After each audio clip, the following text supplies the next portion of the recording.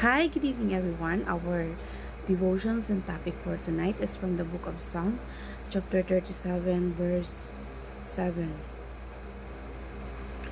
Sabi dito, "Be still before the Lord and wait patiently for Him. Do not fret when people succeed in their ways, when they carry out their wicked schemes." Sa Tagalog version, sabi dito, ikaw ay manahimik sa Panginoon at matyaga kang maghintay sa Kanya. Huwag kang mabalisa sa gumiginhawa sa lakad niya dahil sa taong nagsasagawa ng masamang pakana. So, sabi dito, ang makaturuan ay, sabi, contentment before God is the secret to a happy life. So, minsan, dapat maging bata tayo. Kasi 'di ba yung bata, kapag ka inaalagaan natin, ma-address lang natin na kapag ka umiyak yan, kailangan tingnan lang natin kung nagugutom ba siya, naiinitan, nilalamigan, or merong laman yung diaper niya or basa. So, doon lang umiiyak yung bata kapag gutom siya. So, kontento na pagka yung mga pangangailangan niya okay naman, masaya na yung bata. Kaya sila masarap laruan. Mabilis silang tumawa. Kasi kontento sila sa kung ano man yung meron sila. Kaya minsan, dapat, ang kailangan lang natin contentment. Kung gusto nating maging masaya sa buhay, at gusto natin pinakamasayang tao sa mundo, makontento tayo sa harapan ng Panginoon kung ano yung binibigay sa atin. Makontento tayo sa mga nare-receive natin. Kasi kapag halimbawa kung ikaw man ay hindi kontentong tao, kahit ano pang meron ka, hindi mo ma-appreciate ang mga bagay, hindi ka magiging masaya. Pero kapag ikaw kontento sa buhay, kahit mas mahirap ka pa, kahit marami ka pang struggle kumpara sa mga taong nasa paligid mo, kahit mas mababa pa yung estado ng pamumuhay mo, kung ikaw ay kontento, mas masaya ka, mas masaya yung pakiramdam mo kaysa sa mga taong mauunlad yung buhay, kaysa sa mga taong successful na tinatawag. Kung kontento ka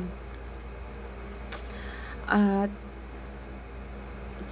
manahimik, sabi nun, manahimik sa Panginoon, ibig sabihin nun makontento ka sa Panginoon at matyaga kang magantay sa Kanya. Kasi yung mga tao na mapaghanap sa iba, kumbaga wala silang kakontentuhan at lahat ng kailangan niya nakikita yan sa ibang tao.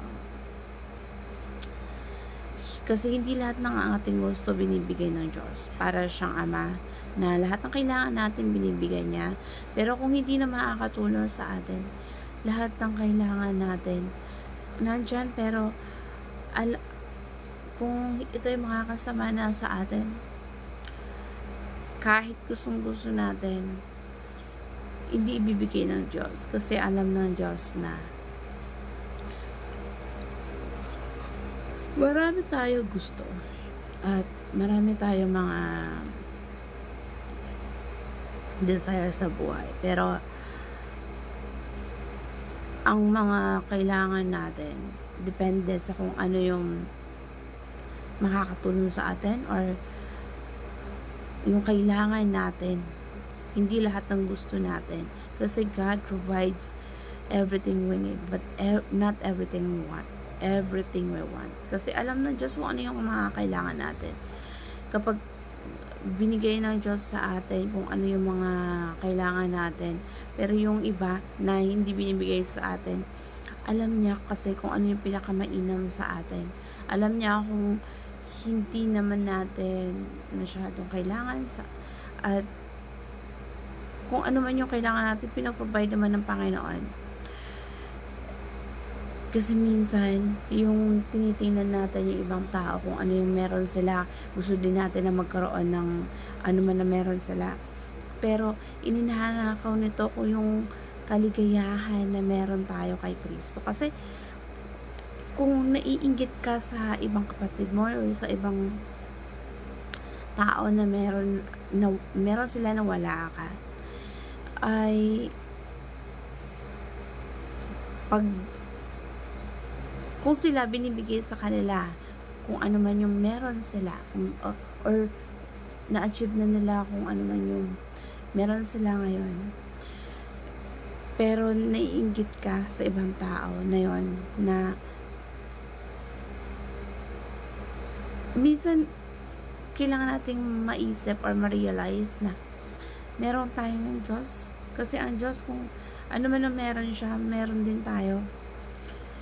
Ang Diyos ay kailangan lang sa atin ay makontento tayo. So, kung ano man yung binibless niya sa atin, binibigay niya sa atin, at kung ano man yung nare-receive natin sa Kanya.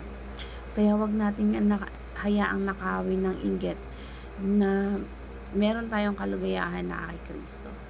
Kasi lahat ng mga bagay na yan lumilipas. Lahat ng mga bagay na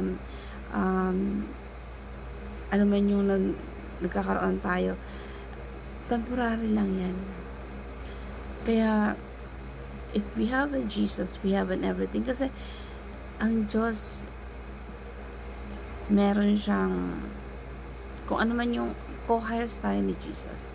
Co-heirs na, kung ano man yung meron siya, kapag ka na kay Kristo tayo, lahat ng yan, mamanahin din natin.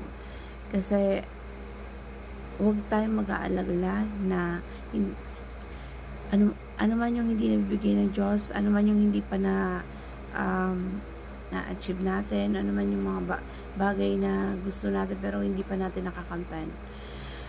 Dapat natin ma-realize na may mga tamang panahon, may mga opportunities na darating sa buhay mo na hindi mo alam kung yun pala yung sugot na biyaya ng Diyos sa buhay mo. Pero lagi mo isip-isip na kung ano man yung hindi mo na-receive, kung ano man yung hindi mo nakuha, hindi yun para sa atin. Kasi hindi yan galing sa Diyos. That's evil. Kung ano man yung bigay sa'yo ng Diyos sa'yo, kailangan mo makontento. Kaya may mga opportunity ka, kung hindi man para sa'yo, makontento ka. Kasi, kung yung iba, mga tukso lang yan eh. May mga opportunity na lumalapit sa'yo, kapag yan hindi galing sa Diyos, tukso yan.